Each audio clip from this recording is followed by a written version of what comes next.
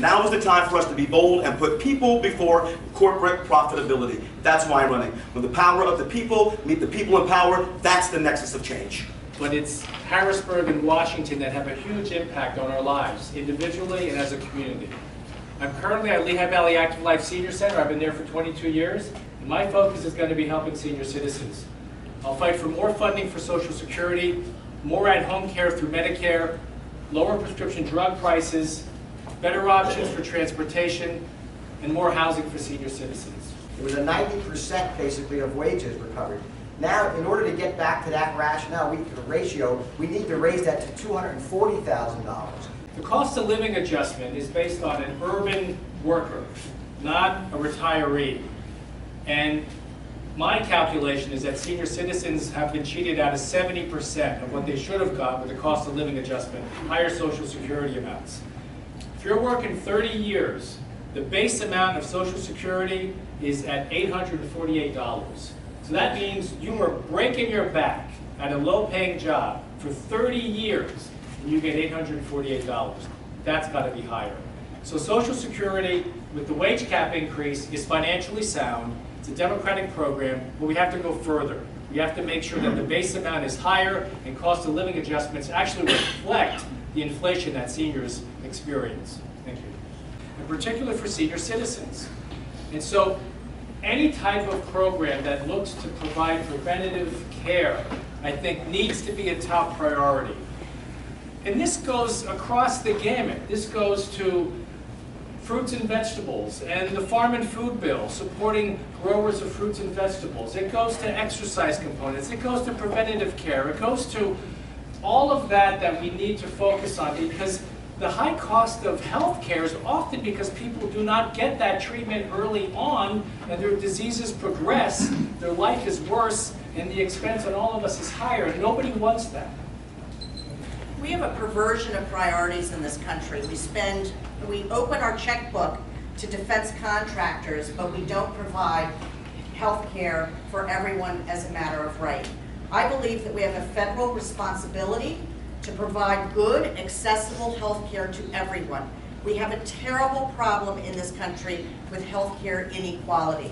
If you can afford good health care, you get it. If you can't afford it, you don't. And that's all there is to it. And we can realign things in the budget.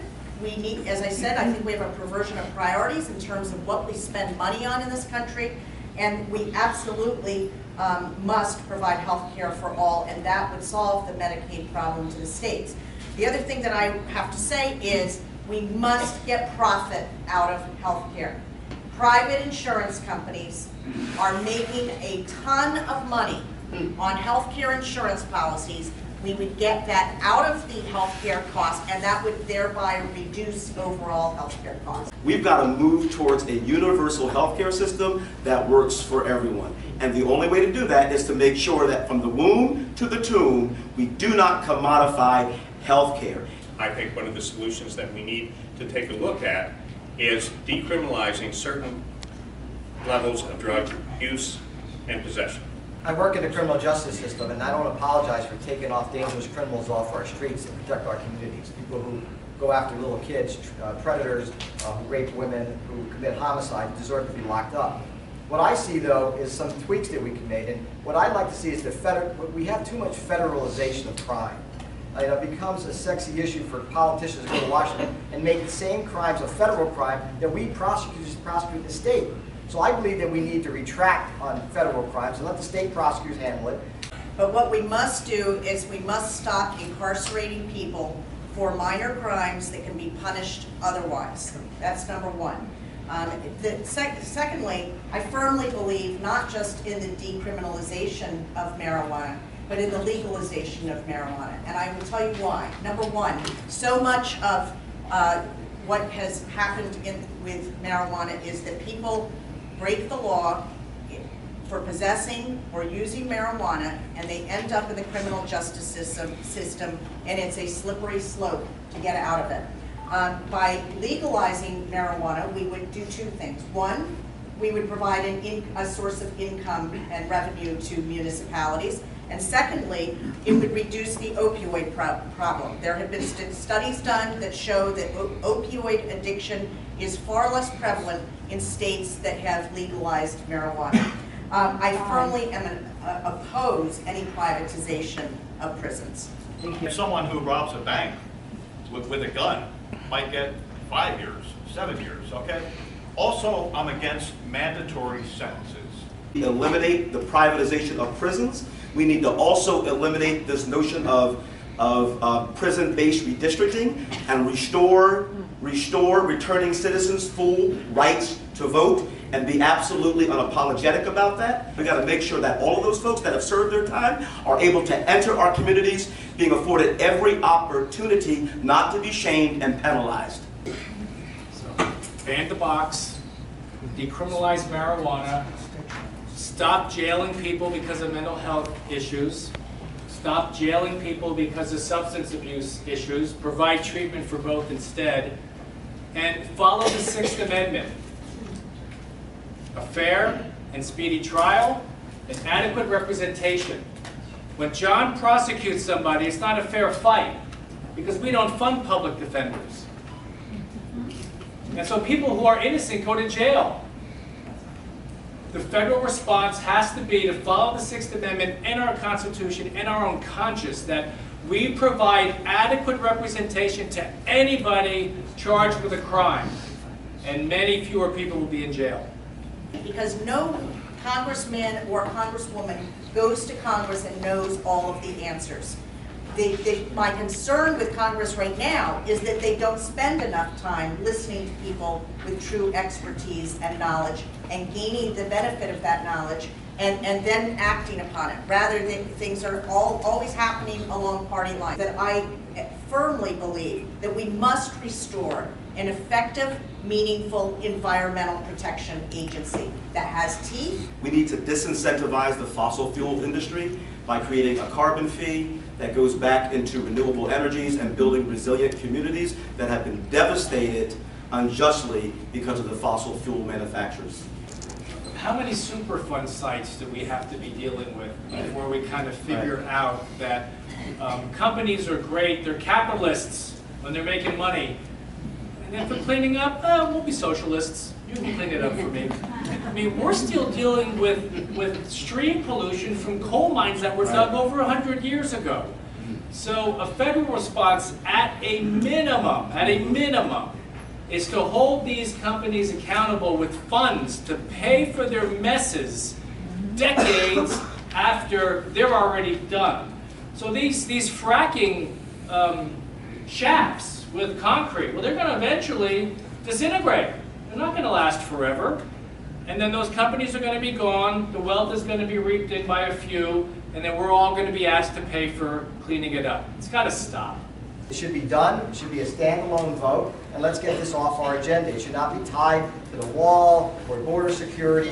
It's just the right thing to do. I addressed this in January, and I believe that the DACA kids deserve relief, and they basically know no other country than the United States of America. It would be wrong to send them back, and they need a pathway to become full citizens. We need to deal with immigration in a humane manner, and the manner in which we have handled the Dreamers, the manner in which this issue has been batted around, is the most inhumane part of our immigration system, in my view.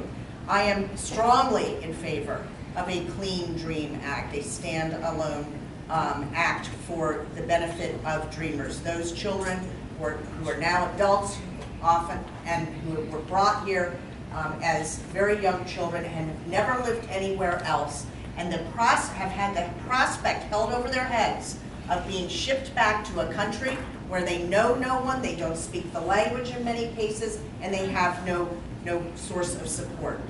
It is time to incorporate Dreamers into our society and give them the benefits of being citizens here. I believe that we must have meaningful campaign finance reform. I think there's far too much money in politics. The average United States senator has to make raise $15,000 a day, which is about $5.4 million, in order to be considered competitive for a federal race. That makes it virtually impossible for ordinary folks to run for office. I oppose Citizens United. I think it's a national security threat. We've talked a lot about the impact of money in politics, the amount that is raised and spent, and people in Congress spend about half their time raising money. So we elect them as legislators, and they're a part-time legislator, and then they're a little bit more of a part-time fundraiser for themselves. So they're really not doing their job, and they're not really learning as much as they should about the issues. But the real serious aspect that I see with this is foreign involvement in our elections. We don't know where this money's coming from. The Chinese certainly know how to get the money now into our electoral process. The Russians certainly do. Any foreign agent now is going to have the ability, and has the ability, to fund these attack groups for their agendas, to benefit their countries and not ours. And that I see as an extremely serious national security threat that should be talked about more. Pension should be for a career, and Congress shouldn't be your career. Right. Say it. I am running to be a legislator. I want to do the work of being a legislator. I am not going to spend time raising money. If that is necessary, I'll have somebody else do it, and I'll keep a dividing wall between us. Because I don't want to know who's donating to a campaign or not, because I don't want to be influenced. When I worked for Paul McHale, I had the sense that that's what he did. I know that he was a strong legislator. I know that he studied issues. As a social worker, I like looking to solve problems and to improve situations, and I realize that we're not all the same. There's a lot of people like Dean out there, and we have to work with the other side.